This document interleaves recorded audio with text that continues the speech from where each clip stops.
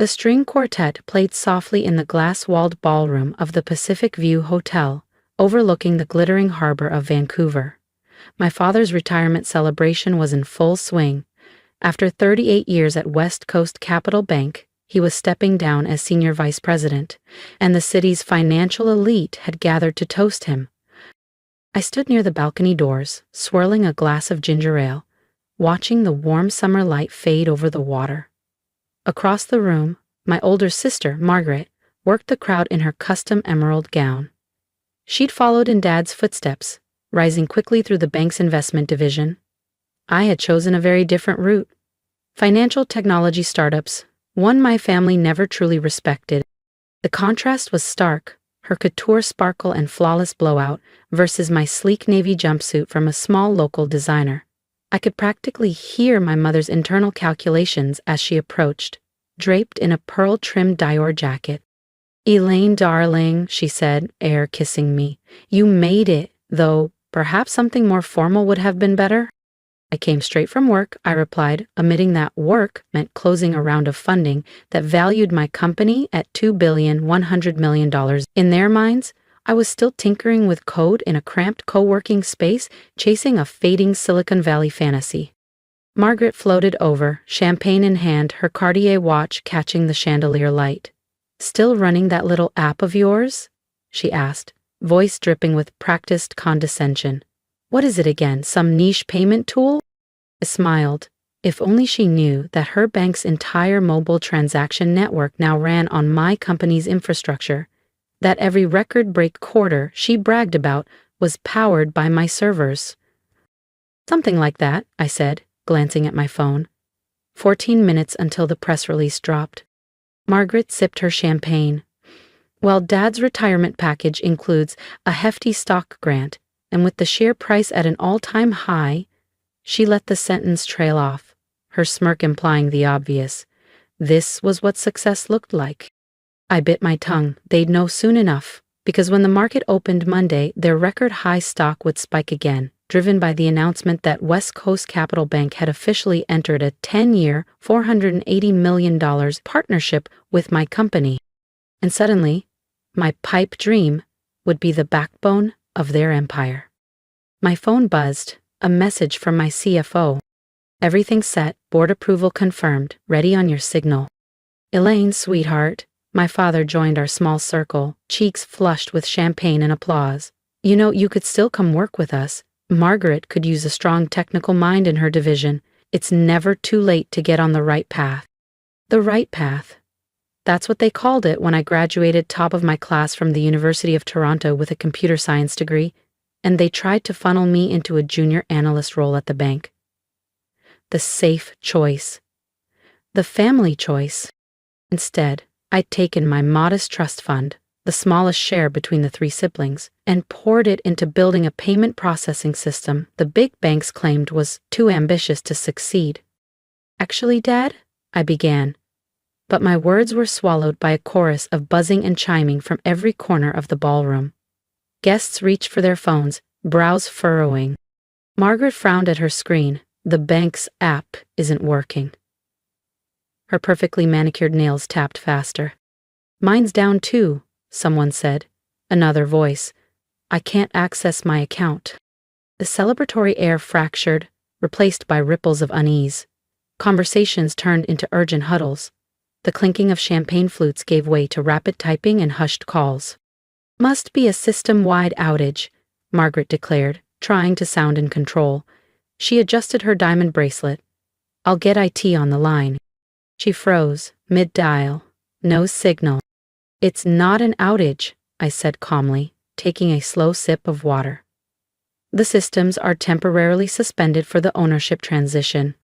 My father blinked. "Ownership transition? That's absurd. West Coast Capital isn't being acquired. We would know if—" Before he could finish, the ballroom's 2 massive projection screens, meant to display a slideshow of his career highlights, flickered. The tribute vanished, replaced by bold red breaking news graphics. West Coast Capital Bank acquired by Horizon Pay in historic $62 billion deal. And beneath that headline, a photo of me shaking hands with Horizon Pay's CEO at a press conference just hours earlier. The room fell silent, save for the faint hum of the harbor outside. I met Margaret's stunned gaze. That little payment app you love to mock? It just bought the bank. Margaret's flawless composure cracked, her hand tightening around her diamond-studded clutch. My father's celebratory flush faded into a pallor as he stared at the glowing headlines on the screens. Horizon Pay, he said hoarsely. That's impossible. They're just a tech startup. They couldn't possibly. His voice trailed off as the financial news anchors declared it the tech acquisition of the decade. My mother's well-rehearsed social smile had frozen in place. Elaine, darling, she said slowly, isn't that the company you've been consulting for? Perhaps you know something about this? Before I could reply, Mr. Bennett, the bank's CEO, pushed his way through the crowd, his silk pocket square askew. Margaret, what in God's name is happening? The board never approved this. His tone carried the edge of panic. I don't know, sir, Margaret stammered, her confident tone gone. This must be some kind of mistake. Our stock was rated a strong buy just yesterday. Actually, I said, my voice steady, the board approved the acquisition 20 minutes ago. Unanimous vote. The contracts are signed. Every head in the circle snapped toward me. 3 years ago, that weight would have crushed me. Tonight it was almost intoxicating. Margaret's voice wavered. How would you even know that? I pulled out my phone, the only one still working in the room, and opened an email from my CFO. Because I was on the call, right before I came here. My father's champagne glass slipped from his hand, shattering against the marble floor. Elaine, what are you saying?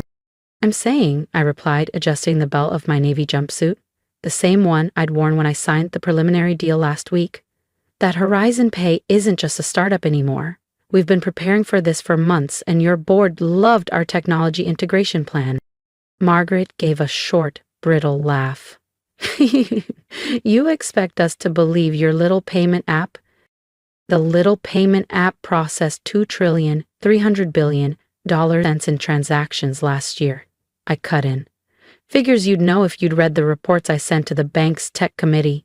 The same committee that swore your legacy systems were good enough. The screen switched to Horizon Pay's corporate profile, my headshot prominent beside the title, Founder and CEO. Mother's voice trembled. But the money, how? Remember that worthless blockchain patent Dad said I was wasting my time on in university? I said, smiling. Google offered $60 million for it. I decided to build something bigger instead. The only sound was the harbor wind against the glass. I let the silence stretch, the harbor lights flickering behind me, and if you think tonight's twist was shocking, you'll want to stick around for what happens next. Make sure you subscribe so you don't miss the next chapter, because this story is just getting started. I turned them down, I said evenly, built it myself instead. Mr. Bennett, the bank CEO, pushed forward again, his face now an alarming shade of red. This is outrageous. I'll fight this in court. You can't just... Actually, we can, and we did. I tapped my phone, pulling up an email. Your signature is right here, along with the rest of the boards. The integration begins Monday. The room erupted. Banking executives who had avoided me all evening suddenly found reasons to be near. My phone buzzed again, this time with breaking news alerts about West Coast Capital's stock price soaring on the acquisition announcement. Hey, my father's voice was barely audible. Why didn't you tell us? I looked at him, really looked, seeing not the powerful banker, but a man who had never believed his daughter's warnings. Would you have listened? When I flagged the security flaws last year, Margaret said I was just jealous of her title. Marguerite flinched. Oh, don't worry, sister dear, I said, my voice soft but sharp. You'll keep your job, though you might want to add experience with modern payment systems to your resume. You're going to need it. The next hour at the Pacific View Hotel was chaos. The retirement gala had morphed into a frantic shareholders meeting. Board members huddled in corners, making urgent calls to brokers. The untouched seafood buffet stood like a monument to abandoned plans. I moved through it all, calm in the storm I'd been engineering for 3 years. Senior executives who once dismissed me were now lining up to offer business cards. Even the waitstaff seemed to sense the shift. My glass was refilled before anyone else's. "Mrs. Clark?" a young man in a navy suit said nervously. "I'm with the technology integration team. Your blockchain architecture is brilliant. I've followed your patents for years."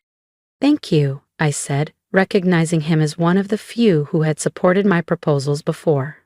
"Stop by my office next week. We'll need people who understand both sides of this merger." His eyes lit up, but before he could say more, Margaret appeared, her hair slightly mussed, her confidence gone. She grabbed my elbow. "We need to talk," she hissed. I let her lead me to a quiet corner, noting how the crowd parted for us. Amazing how fast the air shifts when power changes hands. "What's your game, Elaine?" she demanded, her voice low and tight. "Is this some kind of revenge?" Margaret's voice was low, sharp.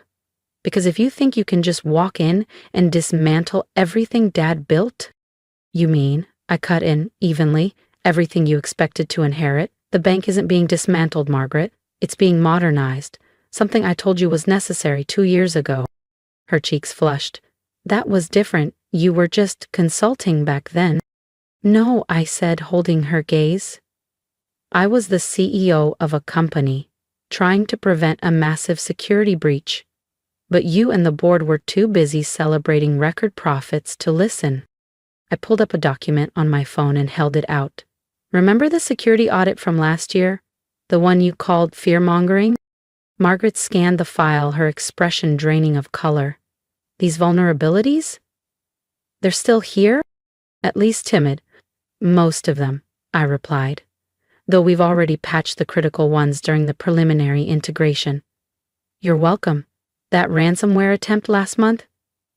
It would have worked if we hadn't quietly upgraded your firewall protocols." She leaned back against the wall, her perfect posture collapsing. "Dad's going to kill me. I told him our systems were secure."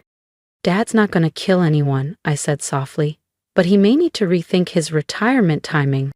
I spotted him across the room, alone at what had been the head table. His champagne sat untouched. Mom was nowhere in sight, likely regrouping in the powder room. The sight of him looking suddenly older made my chest tighten. "Look," I said, lowering my voice. "This isn't revenge. The bank needs this merger to survive the next decade. You know that, even if you won't say it out loud." "And you expect me to just step aside?" she asked bitterly. "Actually," I said, "I want you right where you are. You know the traditional banking side better than anyone. We'll need that expertise. Though you might want to start some coding classes." Before she could answer, a stir at the entrance caught our attention. Mom had reappeared, and she wasn't alone. She was leading a slightly bewildered man in an ill-fitting navy suit. "Tell them," she urged, her voice carrying, "tell them what you told me about Elaine's project." Mr. Fisher, my high school programming teacher, cleared his throat. "I was just explaining the coding competition Elaine won in grade 12. The one that earned her the MIT scholarship. The one you called a waste of time," I said gently to Mom. "Because it wasn't a proper extracurricular for university applications." My mother's carefully maintained composure cracked just slightly. "I didn't understand," she said quietly. "I still don't fully understand all this technology. But Mr. Fisher says your system, it's revolutionizing how money moves." "Something like that," I replied, glancing over as my father slowly approached our growing family circle. "Elaine," he said, his voice rough. "The board chairman just called me. He said they've been quietly courting Horizon Pay for months. Said you're the reason the bank's stock hasn't tanked from all the tech sector competition." I nodded. The acquisition talks began after we saved 3 regional banks from collapse. They were all running our emergency protocols by then, quietly. No one wanted to admit they needed help from the startup. Dad ran a hand through his silver hair. "All those times you asked to meet with me about upgrading our systems were attempts to save you from exactly what was happening in the industry," I finished for him. "But you were convinced traditional banking was untouchable. And now," Margaret said flatly, "you own the bank." "No," I corrected, meeting her gaze. Now we've merged with the bank. There's a difference, one that matters to the thousands of employees wondering about their jobs right now.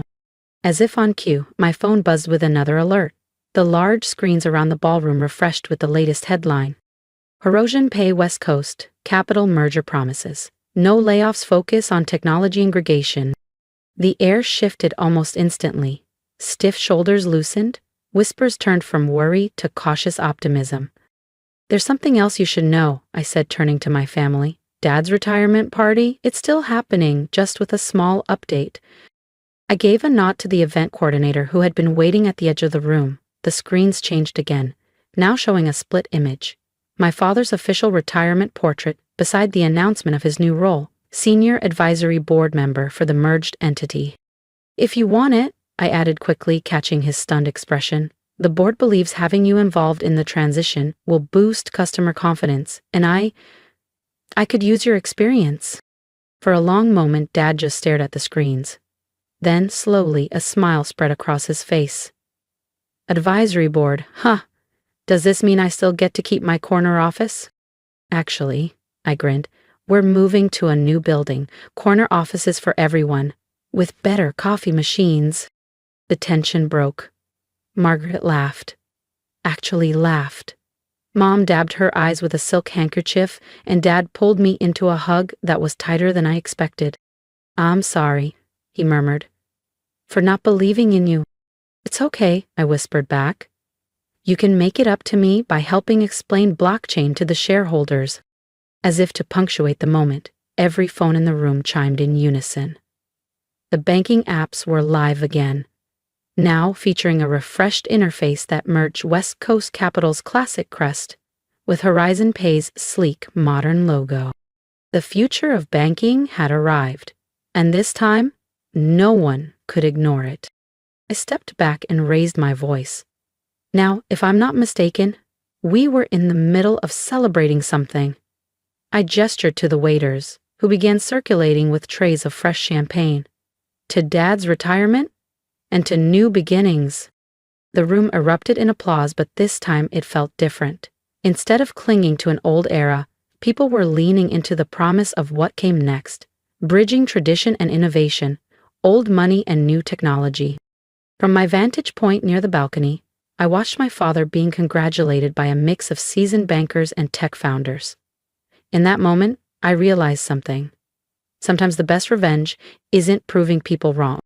It's showing them a better way forward, even if it means crashing a retirement party to do it. And this was just the beginning. But if you've followed me through this journey, you know it wasn't luck. It was persistence, vision, and refusing to let other people's limits define me. Now, I want to hear from you. What would you have done in my place? Leave your thoughts below. I read every comment. And if my story lit a spark in you, subscribe so you won't miss the next chapter. Remember, your ideas, no matter how underestimated, can change the game. Trust your instincts, take risks others fear, and build what you believe in, even if you have to crash a few retirement parties along the way.